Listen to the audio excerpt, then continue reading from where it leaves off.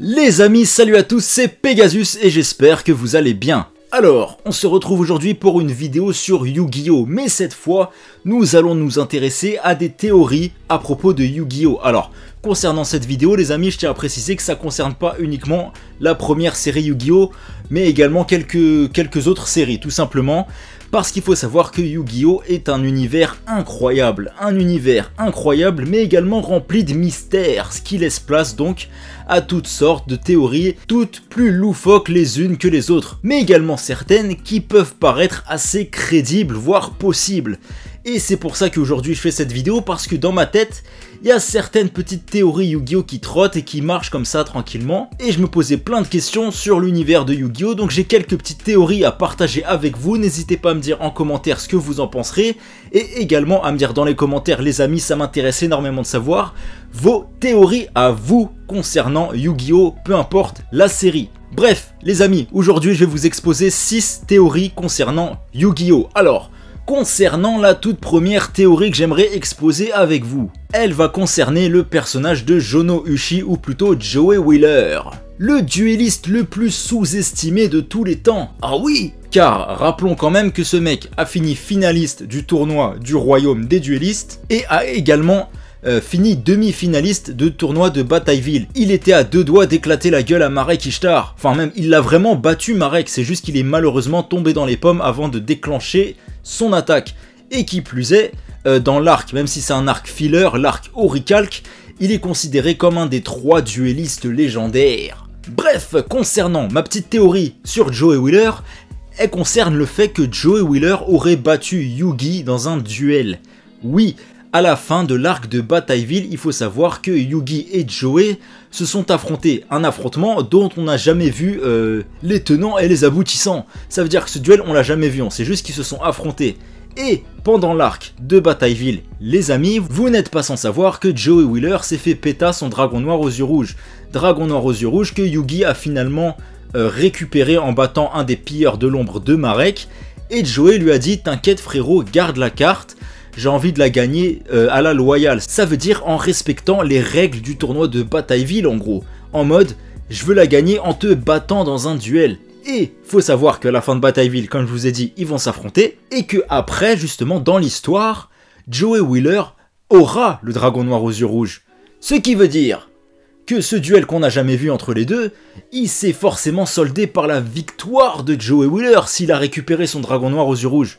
Ou alors Yugi lui a dit « Tiens, tu me fais trop pitié frère, prends ta carte de merde ». Et mine de rien, ce serait pas impossible que Joey ait battu Yugi vu sa puissance. Enfin bref, n'hésitez pas à me dire en commentaire ce que vous en pensez. Concernant la deuxième théorie, elle concerne le personnage de Seto Kaiba. Et on peut se poser une petite question concernant ce bonhomme. Et si Seto Kaiba était en réalité le cousin de Yugi Muto? Alors ça, c'est une des théories que je trouve le plus plausible. Pourquoi? Je vais vous expliquer. Car si on part du principe que Yugi est la réincarnation de Atem et que Seto Kaiba est la réincarnation du prince Seto, bah faut savoir qu'à l'époque, 3000 ans en arrière en Égypte, Atem et le prince Seto étaient cousins, donc c'est clairement dit, etc. Ça c'est pas un secret, ils le disent clairement. Et donc, si la réincarnation d'Atem c'est Yugi et que la réincarnation de Seto c'est Seto Kaiba, et d'ailleurs je pense clairement que c'est leur réincarnation, je pense pas que ce soit trop un débat ce délire là, parce que de 1 ils ont la même gueule, et puis Yugi est protégé par le magicien des ténèbres, et Kaiba est protégé par le dragon blanc aux yeux bleus,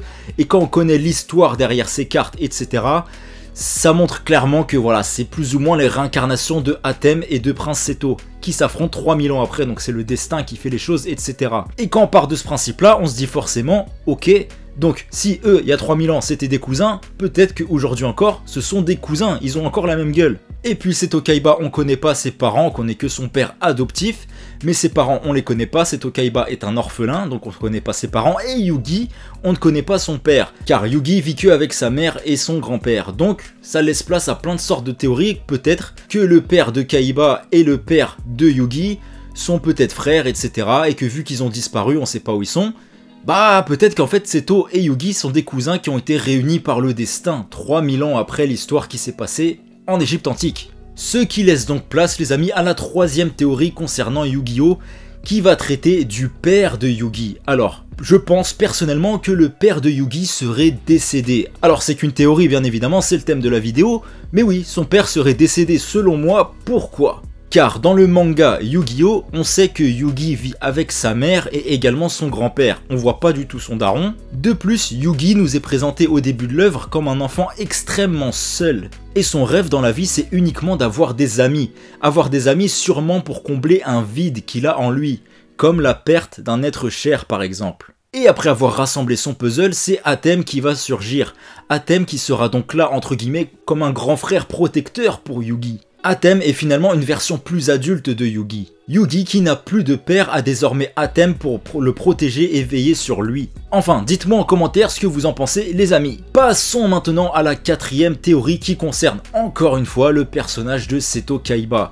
Et on va se poser la question tout simplement, et si c'était Seto Kaiba qui était derrière la création des D-Wheel, du Turbo Duel et de l'invocation synchro qu'on peut voir dans Yu-Gi-Oh 5Ds. L'invocation synchro, une nouvelle méthode d'invocation donc qui apparaît à partir de la 3e série Yu-Gi-Oh 5Ds. Et dans Yu-Gi-Oh 5Ds, on voit à plusieurs reprises la Kaiba Corp. Yu-Gi-Oh 5Ds qui se déroule dans la même timeline que la première série Yu-Gi-Oh ainsi que Yu-Gi-Oh GX, ça se passe juste des dizaines et des dizaines d'années plus tard. Et Seto Kaiba, on le connaît, c'est lui qui est à l'origine de l'apparition des monstres en forme d'hologramme lors des duels, des arènes de duel, c'est lui qui est également à l'origine de la création des duels disques, donc forcément le mec il va pas s'arrêter là, il est forcément derrière la création des D-Wheel, donc les motos pour faire des duels dans Yu-Gi-Oh 5Ds, puisque la Kaiba Corp est présente dans Yu-Gi-Oh 5Ds. Donc que Seto Kaiba ait inventé les D-Wheel, ça paraît plus que crédible et plus que logique en fait, vu que c'est lui qui a inventé tout le reste avant. De plus, son amour pour le jeu a forcément dû le pousser à aller encore plus loin dans son délire, et à pourquoi pas créer l'invocation synchro qui se combine parfaitement avec sa nouvelle méthode de jeu qui est le Turbo Duel. Et vous, qu'est-ce que vous en pensez les amis? Et on va rester dans Yu-Gi-Oh 5Ds pour la 5e théorie. Théorie qui va concerner le personnage de Ushio. Ushio dans Yu-Gi-Oh 5Ds, donc Trudge dans la version française, américaine, etc. Son vrai nom en japonais c'est Ushio. Et il faut savoir que ce mec là, c'est le même personnage, enfin c'est ce que je pense, c'est le même personnage que Ushio qu'on voit dans le tome 1 du manga Yu-Gi-Oh original. Ushio qui était la brute du lycée qui martyrisait Yugi, Honda et Jono-Uchi. Pourquoi je vous dis ça? Parce que les deux déjà, ils ont le même blaze. En plus de ça, ils ont la même gueule tout simplement, et vu que 5Ds et Yu-Gi-Oh se passent dans la même timeline, tu te dis forcément, ils ont le même nom, la même tête, ça se passe des années après, Trudge il a pas l'air si jeune que ça, tu te dis, bon, peut-être que c'est lui, Ushio c'est la même personne. Ushio a donc réussi à casser les couilles à Yugi Muto et à Yusei Fudo, il a vraiment mal choisi ses ennemis ce con, sauf que heureusement qu'il se rattrape vers le milieu de la série 5Ds. Et concernant la 6e et la dernière théorie, elle va concerner Yu-Gi-Oh! Arc 5. Une des séries les plus légendaires de tous les temps, vous connaissez mon amour pour cette série, c'est la série dont je parle le plus sur ma chaîne tout simplement. Et dans Yu-Gi-Oh! Arc 5, on va se poser une question qui paraît assez légitime mine de rien. Et si Rei et Zark étaient finalement amoureux l'un de l'autre? Est-ce que c'était pas un couple tous les deux? Et on va se poser la question aussi, pourquoi Rei, elle voulait absolument à ce point que ce soit elle qui arrête Zark quand il est parti en couille là avant de détruire le monde? Je pense que ça va un petit peu plus loin que le délire, oh je veux protéger mon père qui est Leo Akaba donc je vais me sacrifier pour lui, je vais sauver le monde. Je pense que ça va un petit peu plus loin que ça. Et pourquoi je vous dis ça? Parce que il faut savoir que quand Rei a arrêté Zark, le monde s'est divisé en 4 dimensions. Et Rei et Zark ont tous les deux été réincarnés sous la forme de 4 bébés différents, donc un bébé dans chaque monde.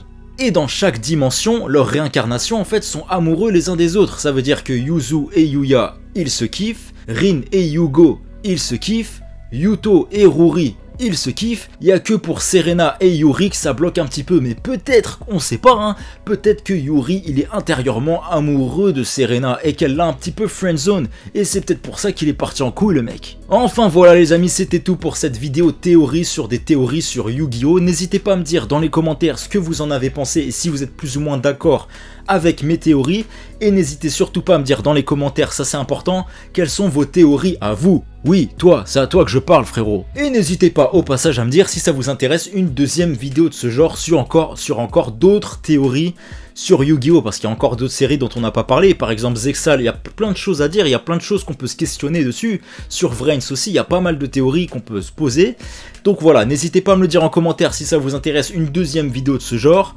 Quant à nous, on se retrouve très vite sur la chaîne comme d'habitude pour plein d'autres vidéos manga, animés, etc. Plein de vidéos sur Yu-Gi-Oh bien évidemment. Donc voilà, d'ici là les amis, en tout cas, prenez soin de vous, à bientôt. Salut!